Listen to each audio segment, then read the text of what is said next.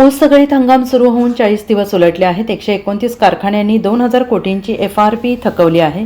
राजू शेट्टींची साखर आयुक्तांकडे कारवाईची मागणी. राज्यातील 163 साखर कारखान्यांचा गळीत हंगाम सुरू होऊन जवळपास 40 दिवसांनंतर FRP दिलेली नाही. थकीत FRPची रक्कम 15% व्याजासह शेतकऱ्यांच्या खात्यावर जमा करण्याबाबत साखर आयुक्तांकडे मागणी स्वाभिमानी शेतकरी संघटनेचे अध्यक्ष माजी खासदार राजू शेट्टी यांनी केलेली आहे. संबंधित साखर कारखान्यांवर RRC अंतर्गत कारवाई करण्याची मागणी त्यांनी केली आहे. साखर आयुक्तांना दिलेल्या निवेदनात म्हटलेलं आहे की 1 नोव्हेंबर ते 15 नोव्हेंबर अखेर गाळप केलेल्या ऊसाचे जवळपास 2,000 कोटी रुपयांचे ऊस बिलं थकवलेली आहेत.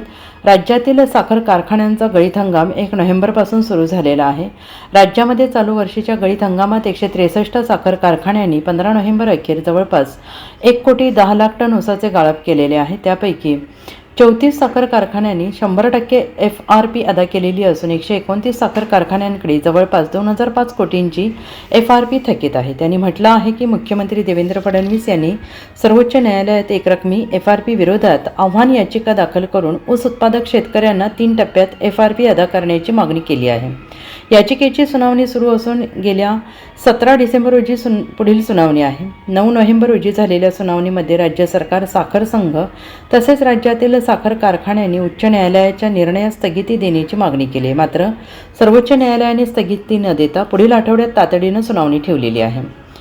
Bureau report SBN Marathi, Mumbai.